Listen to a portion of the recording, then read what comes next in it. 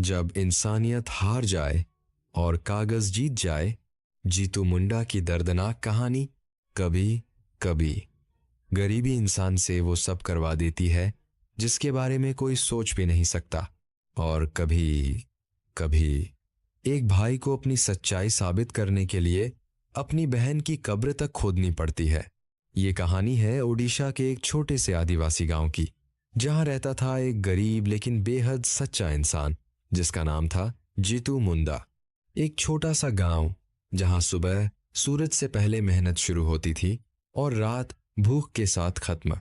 टूटी हुई झोपड़ी, बरसात में टपकती छत, कभी काम मिलता कभी नहीं। लेकिन इन सब मुश्किलों के बीच जीतू हमेशा मुस्कुराता था, क्योंकि उसकी जिंदगी में उसकी छोटी बहन थी। माँ बाप बचपन में ही गुजर गए थे। दोनों भाई बहन ने एक दूसरे का हाथ पकड़कर जिंदगी काटी थी। जीतू खुद भूखा रह जाता, लेकिन बहन को कभी भूखा नहीं सोने देता। वो जंगल से लकड़ियां लाता, मजदूरी करता और शाम को थोड़ा बहुत खाना लेकर घर लौटता। उसकी बहन हमेशा कहती थी, भैया एक दिन हमारी जिंदगी जरूर बदलेगी। और जीतू मुस्कुरा देता। लेकिन किस्मत को शायद कुछ और मंजूर था। एक दिन अचानक उसकी बहन की तबीयत बिगड़ गई। पहले हल्का बुखार, फिर तेज दर्द और फिर हालत इतनी खराब कि वो उठ भी नहीं पा रही थी। जीतू उसे लेकर गांव के छोटे अस्पताल गया, लेकिन वहां ना डॉक्टर सही से थे ना दवा। उसे शहर ले जाने को कहा गया, लेकिन शहर जाने के लिए पैसे चाहिए थे और जीतू के पास कुछ भी नहीं था। उसने गांव वालों से मदद मांगी।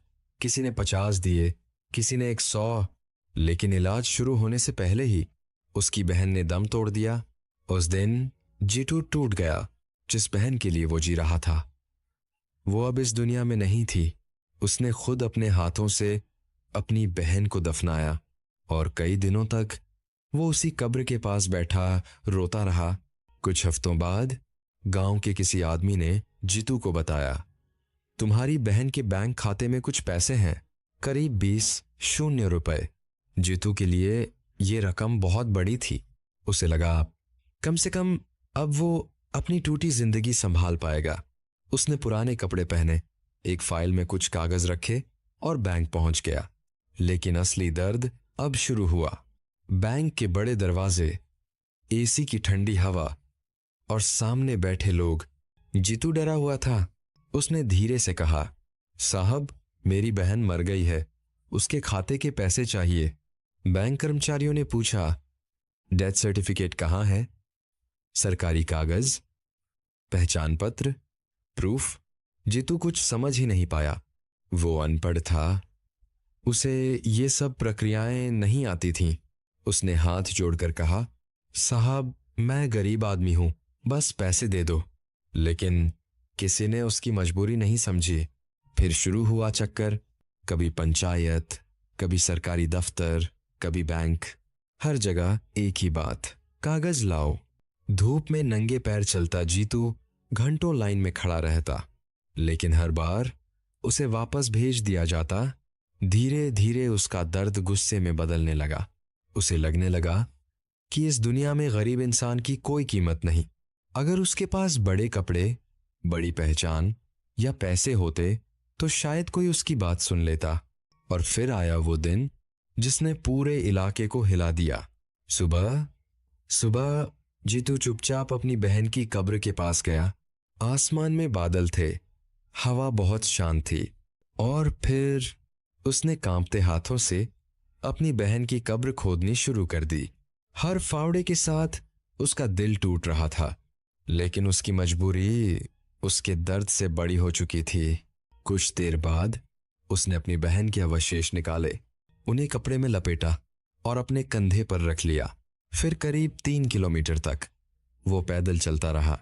रास्ते में लोग उसे देखते रहे, कुछ डर गए, कुछ रो पड़े, लेकिन जीतू बस चलता रहा। जब वो बैंक पहुंचा, पूरा बैंक सन्न रह गया। लोग कुर्सियों से उठ खड़े हुए। किसी को समझ नहीं आया कि ये आदमी क्या करने आया है। जीतू रोते हुए सिर्फ एक बात कह रहा था, देखो साहब ये मेरी बहन है, अब तो मान लो, अब तो पैसे दे दो। उस पल वहां मौजूद हर इंसान की आंखें नम हो गईं। जिस भाई ने अपनी बहन को इज्जत से दफनाया था, आज वही भाई उसे कंधे पर उठाकर बैंक लाने को मजबूर था। कुछ ही देर में पुलिस पहुंच गई, भीड़ जमा हो गई, मीडिया भी पहुंच गई और फिर पूरा प्रशासन हरकत में आया। जल्दी जल्दी जांच हुई, कागज बनाए गए, फाइलें आगे बढ़ाई गईं और आखिरकार जीतू को वो पैसे दे दिए गए। लेकिन असली सवाल आज भी जिंदा है। क्या सिस्टम को जगाने के लिए हर गरीब इंसान को ऐसा दर्दनाक कदम उठाना पड़ेगा? क्या इंसानियत सिर्फ कागजों के नीचे दबकर रह गई है? क्या एक अनपढ़ गरीब आदमी की बात तब तक सच नहीं मानी जाएगी जब तक वो खुद अपनी जिंदगी न तोड़ दे? ये सिर्फ जीतू मुंडा की कहानी नहीं है, ये उन लाखों गरीब लोगों की कहानी है जो रोज सरकारी दफ्तरों के चक्कर लगाते हैं, जो पढ़े लिखे नहीं हैं लेकिन झूठे भी नहीं हैं। ये उस सिस्टम की कहानी है जहां इंसान से ज्यादा कागज की कीमत है।